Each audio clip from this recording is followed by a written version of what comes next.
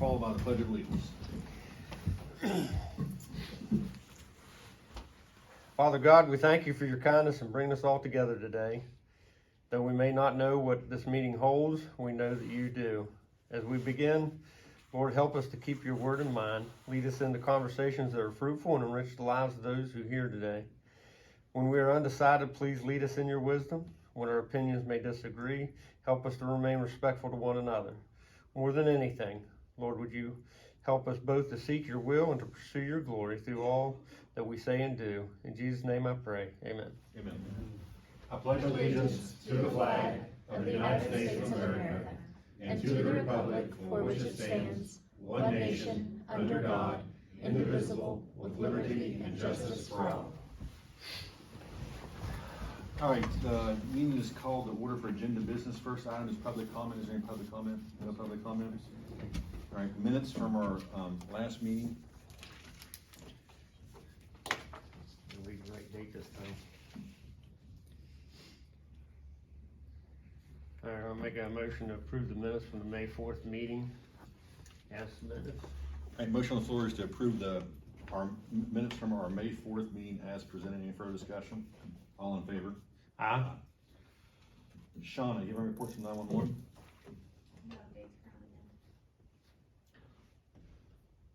You want to go next? Aaron? Sure. Look for Dawn. There she is. Okay. So I've provided a report on how currently North Central Community Corrections is doing. We currently have 100 individuals on the program. Since the beginning of the fiscal year, we've had 29 full participants, 82 condition of bond, 17 services, 10 from parole. We've had 3 of their check-ins and drug screens and 13 from probation. With the completion of so far this fiscal year, we've had 86 complete the program, 55 terminate from the program, and 18 re-enter back into the program. I've had 14 individuals attend a rehab. With our community service hours, we've done 1,203 community service hours. With our employment hours, we've done 15,200 employment hours. I've had 5 out of 7 individuals complete my domestic violence program. With our drug screens for just our participants, we've done 2,192 drug screens, and of those, 317 were positive, which gives us 1,875 negatives. With the community service hours, we saved the county $10,526.25. We've collected $26,922 so far this fiscal year in fees. With the regional jail bill, we saved the county $1,282,503. So total of the community service savings and the regional jail bill, we saved the county $1,298,029.25. So of our 100 participants currently, we have 20 that are full program, 50 that are on bond, 15 services, 1 check-in, 13 from probation, and 1 from parole. Of our 20 full participants, we have 13 employed, 2 unemployed, 3 on the run, and 2 on disability. With our finances, so far this fiscal year, with our expenses minus our grant, Community Corrections has spent $54,036.56. With that one thing that we got from the magistrate's office, we have brought in $27,097. RN Enterprises, like again, will never have an expense, but we've only brought in $676. With federal probation, we spent $13,150, but we've brought in $31,590. With drug court, we have spent $33,331.43. We've brought in $32,086. With DHR, we've spent $100,494.83. We've brought in $279,900. Juvenile Scran, we've spent $355.60. I'm still waiting to see about them reimbursing us for that. And with parole, we spent $80.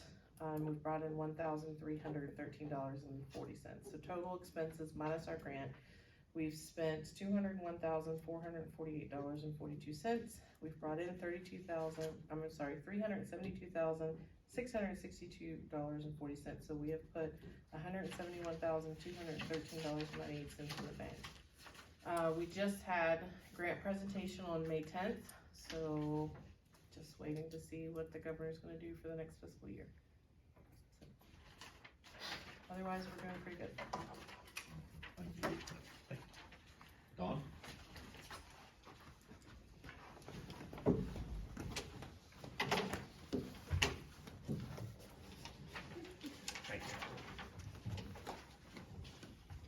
I'm Dawn Swecker. I'm here representing the Randolph County 4-H Leaders Association today. And I'm on one of those committees that you get on and you stay on it forever, Jenny Shiflett and I.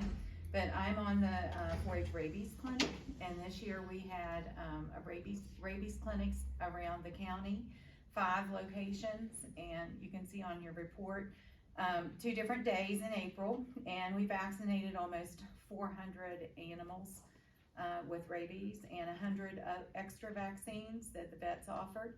So we were very excited. You can see way down at the bottom that it's not quite back up to COVID, but pre-COVID, but our numbers are pretty good this year, so we were happy. My memory, we've been doing this for over 50 years. My earliest memories were of Dr. Neil Bush. I don't know if anybody remembers him, but probably in the early 70s, and then Dr. Jay Chrisman and Mike Pritt got on board, and over the years, we've just been so lucky to have wonderful vets who are willing to give their time for 4-H and for this community service. So this year we had Dr. Lammy from All Great Creatures Great and Small, Dr. Walker and Dr. Harvey from the Allegheny Equine Vet Service, and Dr. White and Dr. Haddix from Appalachian Veterinary Service. And they each took a site and they vaccinated the animals there. So I think the main reason that I came today is I just, you all have been supporting this for all those 50 years that at least as far as I know. And you sponsor it every year, and I just wanted to say thank you for doing that. And I think it's a great community service for the whole area. So thank you. Thank you, Dawn. Anything from the Sheriff's Office? Brenda? All right. Correspondence? None. Announcements, our next meeting will be in June, right? Yes. June the 1st, right? June the 1st, 1:30 here in this room. Okay, items for discussion and action, informational presentation and fan request from the Elkins Little League.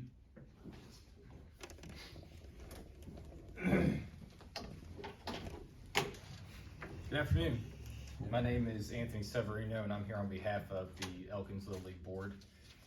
We have been working hard this year on trying to improve our facilities and maintaining the 3 fields that we have. The biggest project that we are wanting to focus on and complete would be paving the walkway that connects the 2 main fields. The current walkways that we have are made up of pea gravel, as you can see in the pictures provided in your packet. The main area of the walkway that connects the 2 main fields has very deep pea gravel, and it poses several challenges to individuals who are bound to wheelchairs, people who use walkers, canes, families that have younger kids in strollers. So it's our desire to pave that main section, and there's even a bird's eye view of the field where the paving would go. We have the opportunity to host the State Little League tournament in the next 2 to 3 years, and it's our thinking that if we are able to update our facilities, make it more ADA compliant, that we will have the opportunity to host more state and district tournaments that will bring in hundreds of individuals from all over the state to our area for about 4 to 5 day period. I'm going to thank you all for considering our funding proposal, and I'll do my best to answer any questions you all have. So what's the amount that you're looking for? The total amount that we received from custom paving is $42,789. Did you only give one quote? Or? So I believe Leah Scheffler, the president of the board, spoke to a company out of Buchanan. I don't believe they provided an invoice. However, with all the projects that we are completing and wanting to complete, we're trying to stay local with local companies and businesses. Have you gone to the city of Elkins? We have. And what do you think?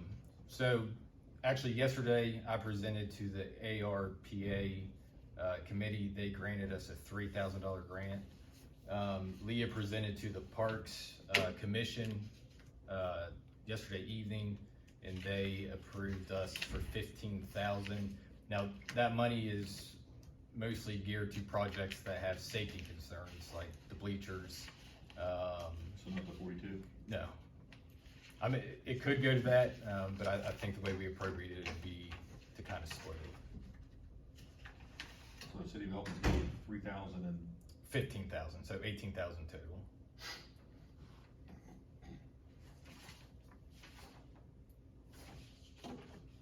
what questions you got?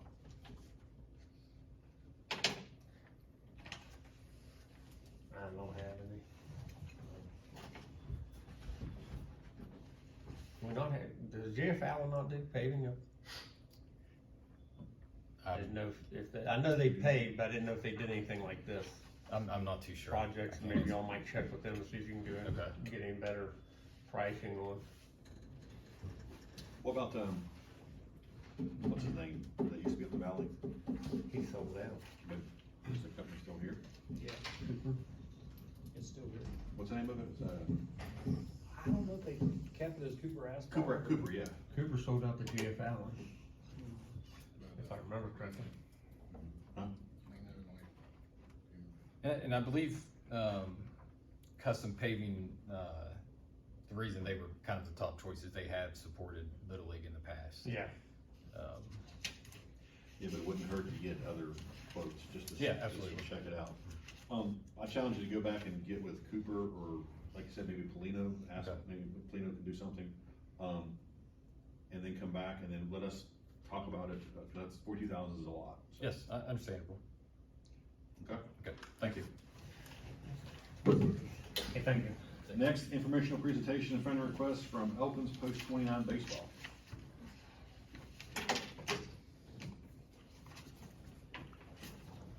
Good afternoon, Commissioners.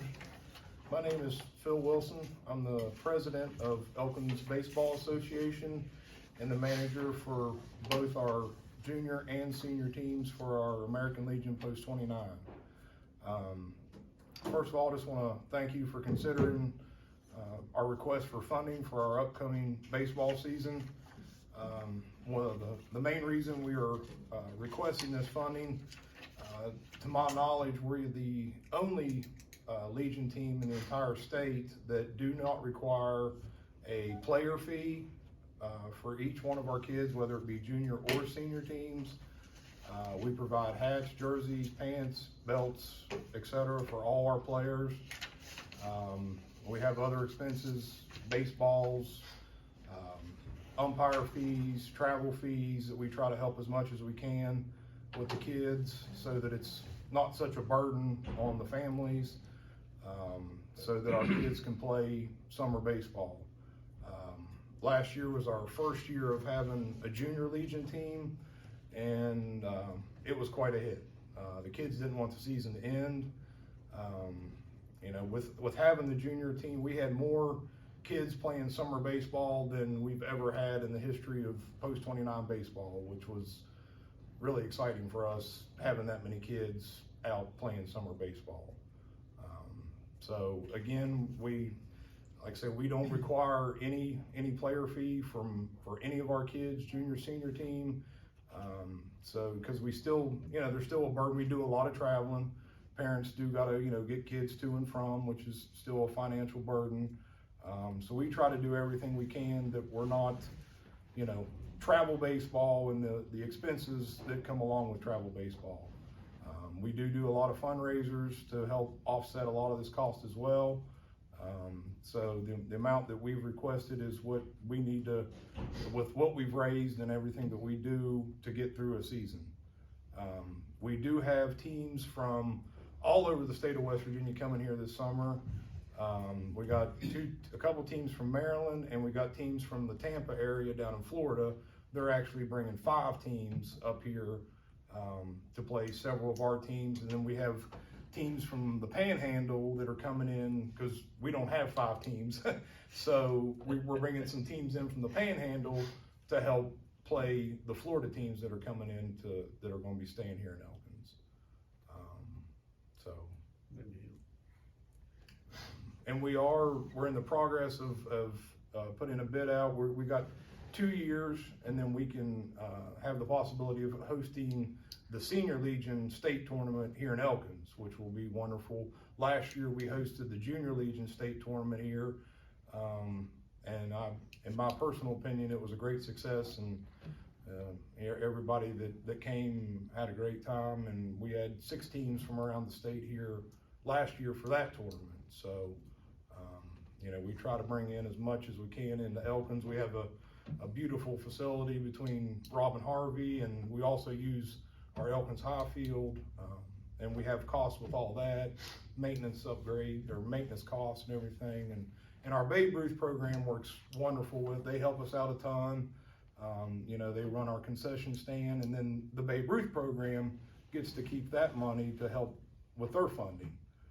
But it's nice to have a lot of Legion places you go to, there's no concession stands or something. So it's really, people love coming to Elkins because of having concession stands, having nice facilities. So we try to capitalize on that and bring as many teams as we can from everywhere into Elkins. So Babe Ruth uses their concession stands to help pay for your use of the field for the part. Well, we do have a upkeep field. stuff, or Yeah, well, we have a field use, but the Babe Ruth, they help us out. The guys there, they help us out so much. Yeah. The same guys that Mr. Summerfield and then that work on the field, they help get the field ready for me, which is, I mean, are they requiring any more funding from you other than the concession stand though? Or? No, well, they run the concession stand, and then of course they were able to keep those proceeds Yeah. for them. So they don't have any extra money coming from you for that, though? They help No. you out with that? Yeah, they Okay. that provides our fans and the opposing fans a concession stand to have, and then like I say, the proceeds get us. Does the high school do a concession stand? Yeah, the high school does a concession stand as well, and then those proceeds get to stay with Elkins High baseball. Okay. So it's kind of a win-win, for everybody. We, as a Legion program, we're able to offer concessions and then help support our other Yeah. programs in the city. So. But you're using both fields now, not just the high school? Correct. Yes. Okay.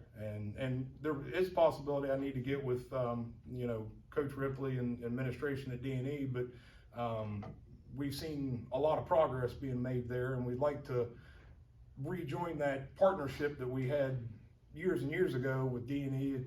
It's a good showcase for our players, to bring other teams in and to hopefully play at D&E as well. Trying to bring kids into D&E college. So How'd your junior league do last year? they did really well. I mean, we were, if not the youngest, one of the very youngest junior legions in the entire state. Our coaches did a phenomenal job. The kids, I pretty much, because they're going on at the same time, I'm running the senior program, but I'm also running the junior program, so I can't be 2 places at once. But the dugouts in those kids were just so excited to have, because that age group after Babe Ruth, there's really nothing for them unless they go pay, several $1,000s in some travel program. So they were excited to be able to keep playing baseball all summer long, and they didn't want the season to end. It was really neat. They were sad to see, a lot of times when the season comes, the kids are like, whew, glad it's over. But the kids they didn't want it to end. So we were really excited. We didn't do as well in the state tournament as we wanted, but again, we were really young, and but. You got what, Ron Huffman and Joe Rossi going your junior league? Yes. Legion? Anybody else helping them? And Daniel Hamrick, Okay. he helps out with our junior program. Who's coaching the senior league? Well, I'm, the manager, and then Matt Wilson, Derek Sicka. Derek's been with me since day one of this program. I'm trying to get a couple others, but us three can hold the fort down. So I got my young guys and then I'm the old guy in the dugout to be the disciplinarian, I guess you could say, or whatnot. But we tried to not have any dads. of our young athletes be in the dugout. And so this will be my third year, and we've never had a dad be a coach. So we've always had, you know, my son's, you know, in his 20s now, he's too old, and so this is our way of giving back, and we don't want that stigma of, you know, a dad in the dugout. So we work hard to find coaches and stuff that are just volunteering because they love the game and are trying to help out. So All right, so what's the amount you're requesting? 6,500. All right, now does the city of Elkins help out any at all? No. Did you get that in the paper? Don't do that to me. Did you ask the city? Let's not, let's, All right, I just wanted to see if it had helped out, because what, we have the hotel motel tax, and what we can do with that is help recreation activities like this. And it's because of activities like this, like you've mentioned several times, that you bring people into the county and they stay at the hotels that pay the hotel fee that we can use to help fund your project. Yeah. So that's what we'll be doing today, and then the city gets a hotel motel tax as well, so. this is almost 3,000 less than what you needed last year to get Well, started. last year with hosting that Junior Legion tournament, that took almost, Well, that and getting the junior league started. yeah, I mean, we So, had, yeah. you know, so, I And mean, we we had a still lot last need, year. we still need more, but, you know, I hope to accomplish that through fundraising. I have, a couple of our senior parents are very good in fundraising, because for the last 3 years, I've pretty much been doing everything on my own, which does stretch me pretty thin. But we do have some really great parents that are coming up that are more than willing and to help me out tremendously with fundraising. So, you know, with not hosting the junior, that's why we asked for less than we did last year. And then, you know, we're hoping up to make, because we still need some uniforms and stuff, but, you know, I don't want to ask the county I feel we can do fundraising and stuff to provide the additional uniforms and hats and belts and pants and baseballs and everything that we need to make it through a season. All right, you got a motion? Yeah, I'll make a motion to approve the funding request from Elkins Post 29 baseball in the amount of $6,500 to be taken from hotel motel. Okay, motion on the floor is to approve the funding request from Elkins Post 29 baseball in the amount of $6,500 to be taken from our hotel motel tax fund. Any further discussion? All in favor? Aye. Thank you. Thank you you. all You're very doing a much. good job down there. Appreciate it. Thank you. All right, next is consider approval of road name change. You wanna talk about it? Sure. Is it called Peanut? Is that what I heard? Huh? Is it a road called Peanut? There is a road called Peanut. Is that what we're talking about today?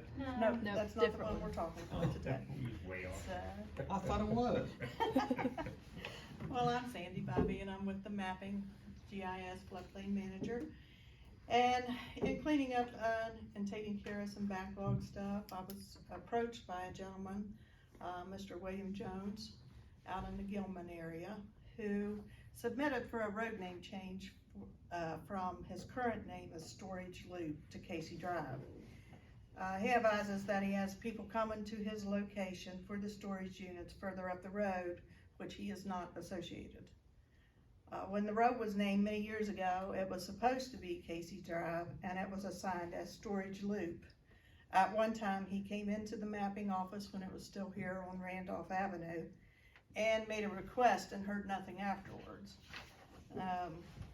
Changing the road name will not affect the numerics assigned to his home or the business located on this drive, which are both Mr. Jones's property. It will only affect the name of the drive. There are no additional charges for the sign because the sign is part of the Elkins or Company 40 area, which has not been ordered yet in the signage project phases. It will require a road name change on the master list, which is my list, from Storage Loop to Casey Drive. And at this time, we request the approval for that name change for Mr. Jones.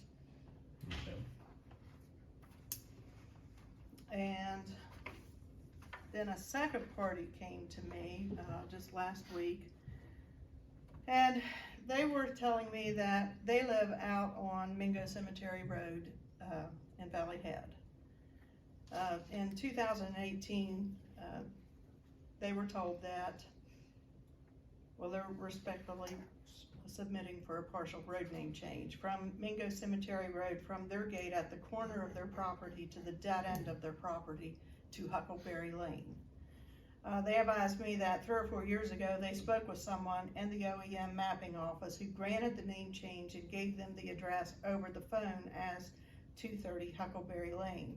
They also advised me the post office recognizes this road name and the numeric.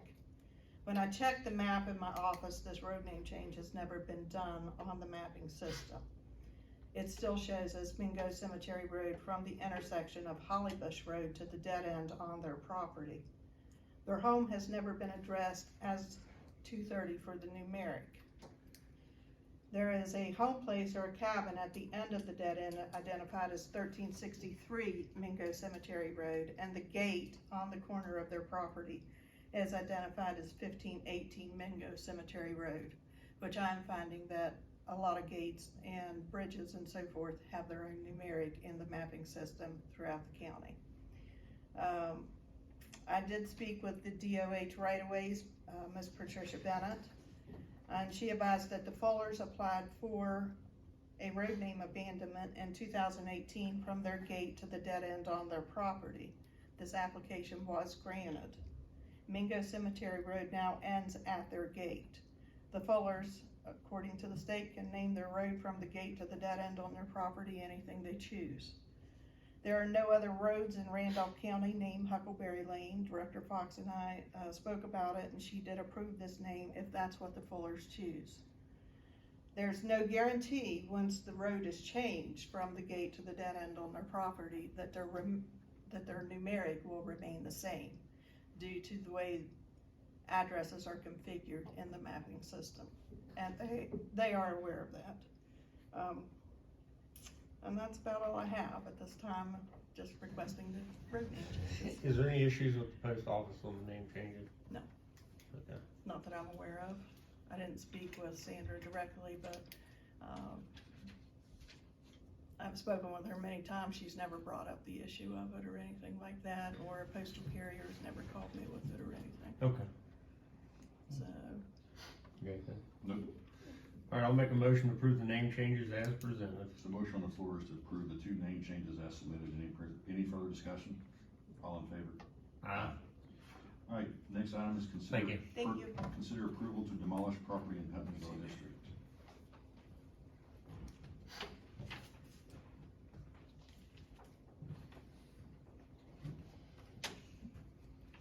Thanks for having me. I'm the mayor of Huttonville, and in February, we bought a house, and the council and I approved that the house we bought, we take it down, do a parking lot for the community building and the fire department.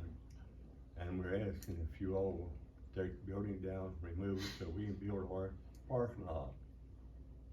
All right, If you wanna see the deed, I got it here with me. that's fine. I- We've got it. I've already emailed the asbestos down to you all, Okay. or I have another copy if you want it. Now, we've got a quote, from, Charlie Bell in the amount of $9,500 to tear down the house beside the firehouse, right? Yeah, So, you speak on it? And we'll make sure we get the right house. Yeah. it's 50 Gothrop Street. Yeah. Okay. All right. So we'll go ahead and take care of that for you. Yep. Okay, thank you. We've got money in our Enforcement agency, we have plenty of money left over, Okay, thank you. so we'll take care of it, okay? so I have a motion. Yep, I'll make a motion to approve the quote for demolition in the amount of $9,500 to be taken from property enforcement. All right, so we have a motion on the floor to approve the quote for demolition of the house beside the firehouse in Huttonville in the amount of $9,500 to be taken from our property enforcement line. Is there any further discussion? All in favor? Aye. Guilty parking lot. Well, we were taking care of it for you, Mr. Kerr. Thank you. Yes, sir.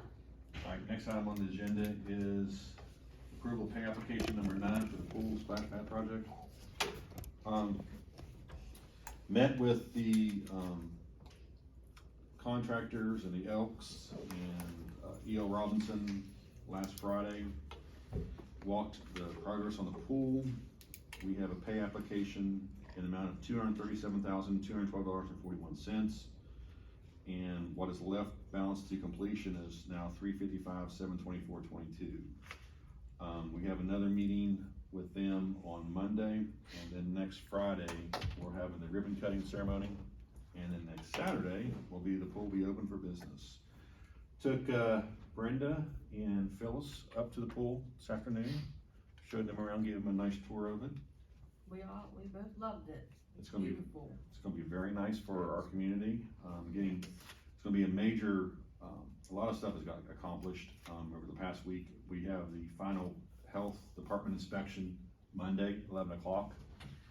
The Elks has a, work party scheduled for Saturday to finish, like putting the picnic tables together, getting them in place, getting the lounge chairs out, getting them power washed, getting them in place, cause everything has to be, like, we'll get ready to grand open that day when the health department does its final inspection, so we'll be ready on Monday. We have, Heather, who is finishing the painting of the bathhouse Saturday. We have, Zach Elwin with Emblazon Signing. They're gonna be up there Friday and Saturday installing all the rules and regulation signs, the security cameras and use signs, the, concession stand signs, all that will be installed. We're looking forward to our inspection on Monday, and again, we're meeting up there at, 9 o'clock if you wanna come up, DJ, or Chris, if we wanna be there 2 hours before the health department comes in. All right, so, that's a little update on the pool. Again, next Friday, 2 o'clock, we'll be having our ribbon cutting ceremony. All right, have a motion to approve the next pay application. Yeah, I'll make a motion to approve the pay application in the amount of $237,212.41 to be taken from Cole Severance. All right, motion on the floor is approved pay application number 9 in the amount of $237,212.41 to be taken from our Cole Severance line. Any further discussion? All in favor? Aye. All right, next item on the agenda is consider approval of the lift pump repair at 911 center. Sean? I'm gonna let Rob speak on that, cause he's been the one getting the quotes on that and kinda spearing that, so. All right. he's-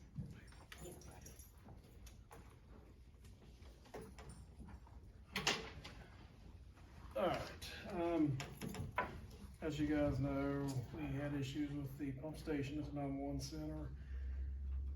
Contacted Precision Pump and Valve Service out of Charleston. They come on site back, you guys remember when that was? They come on site. A couple months. It's been probably a couple months ago. Checked the lift station. They agreed that the electrical system basically needs the whole, everything replaced. Also contacted D&G Machine, and they were supposed to get us a quote. Haven't heard anything back from them.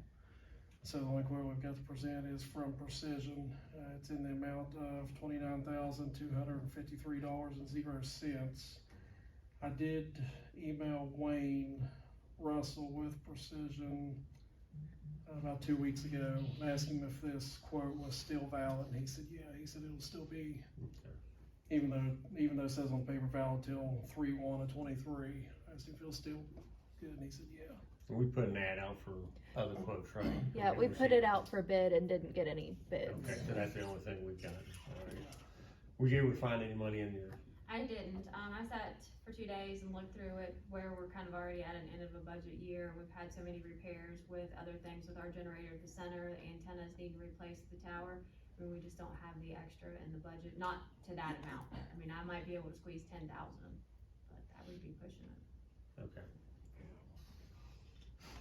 Any questions? So you'd be able to come up with 10,000? Roughly, yeah. All right, so, you can make a motion to approve,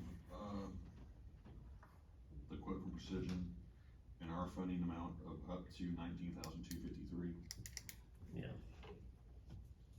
I'll make a motion to approve the, quote from Precision Pump Valve Service in the amount of, up to $19,253 be taken from other buildings and other improvements.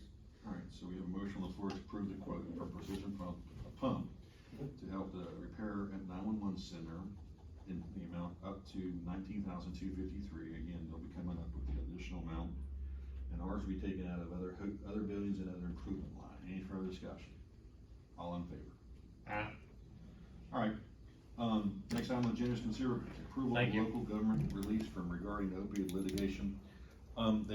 Is this where they've reached an agreement with Kroger? Yes. Yeah, it's where the state has reached an agreement with the Kroger company, and all counties that are part of this litigation they're asking us to approve and release, sign this release. So to have a motion to approve the local government release form regarding the opioid litigation. I'll make a motion to approve signing the release form as presented. So motion on the floor is to approve the signing of the release form as presented. Any further discussion? All in favor? Aye. Alright.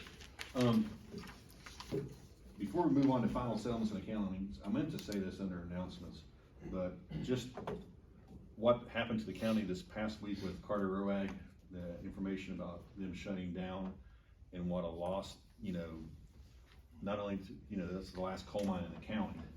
And just our hearts go out to the employees of that organization. There was roughly over 100, I believe. And then all the suppliers and all the independent coal mine truck operators that are gonna be affected by this. I've already instructed the assessor to check the impact on the county. And just from the machinery loss alone will be roughly about $176,000 to tax revenue that we'll lose. And then you see where we took money from our coal severance line to help, and that was always the deal, the thing that we were gonna do was to take money that we got from the coal that was mined in the county to help pay for the pool. But we're gonna be losing roughly $250,000 in coal severance money. And this is money we have already budgeted in our budget that starts July the 1st. So we're roughly gonna be we're gonna start July the 1st with a $400,000 shortfall because we will not have that machinery to tax next, because we already thought that was gonna be there, so that was part of our budget, it's not there. And then our coal severance line will basically be wiped out. So, because we have no other coal mines in the county. So, it's funny, it's just real world that they produce high sulfur coal that was used in Ukraine for their steel mills. Russia destroys the steel mills. So now the war in Ukraine has hit Randolph County, West Virginia. So it's just, we're all interconnected, and now the strain on those families that they've lost their jobs, all the people that was suppliers and stuff have lost, that money. And now the county will lose over $400,000. So it has a big impact to this whole area. So our hearts go out to that and to them, and hope them very well success in finding another job. So final settlements and annual counts. We have 4 final settlements. All right, I'll make a motion to approve the 4 final settlements as submitted. Motion on the floor is to approve the 4 final settlements as submitted. Any further discussion? All in favor? Aye.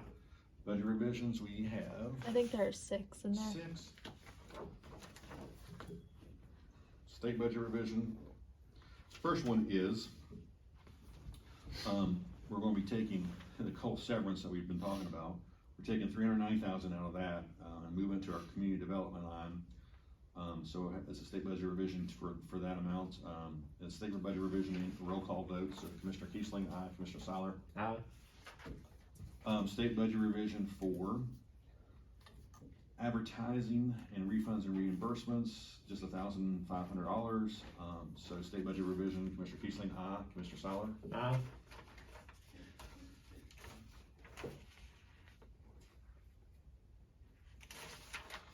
Sheriff has a state budget revision, amount of $29,798 to his, he's taking it from his K-9 line, FICA. Is that where the guy was coded, and now that's all rolling into the regular wage line and retirement line. So we're just moving those wages and FICA and overtime, everything to the one deputy line, $29,000. So state budget revision for Commissioner Kiesling, aye. Commissioner Seiler. Aye. We have an in-house budget revision, again from the sheriff. It's to decrease his postage and his professional service line by $923, increase his equipment and supply line by $923. So do I have a motion to approve the in-house budget revision for the sheriff? I'll make a motion to approve the in-house budget revision for the sheriff. In the amount of $923. Is there any further discussion? All in favor? Aye. In-house budget revision for the sheriff, increasing his canine supply line by $3,000, decreasing his equipment line for canine by $3,000. So is there any further discussion on that? Have a motion for that? I'll make a motion to approve the sheriff's in-house budget revision as submitted. Okay, so motion on the floor is to approve the $3,000 for in-house budget revision for the sheriff for his canine lines. Any further discussion? All in favor? Aye. Last in-house budget revision is for the sheriff. Again, it's for his supplies, decreasing it $1,396, increasing his travel line by $1,396. So have a motion to approve that. I'll make the motion to approve the sheriff's in-house budget revision as submitted. Any further discussion? All in favor? Aye. Division of property erroneous assessments. 13. You have 13 erroneous assessments. I'll make a motion to approve the 13 erroneous assessments as submitted. Motion on the floor is to approve the 13 erroneous assessments as submitted. Any further discussion? All in favor? Aye. Distressed properties, None. is the one we talked about today. Fire fee adjustments. I think there are 11. We have 11 fire fee adjustments. So I have a motion to approve those. I'll make a motion to approve the 11 fire fee adjustments as submitted. All right, motion on the floor is to approve the 11 fire fee adjustments as submitted. Any further discussion? All in favor? Aye. All right, payment of the bills.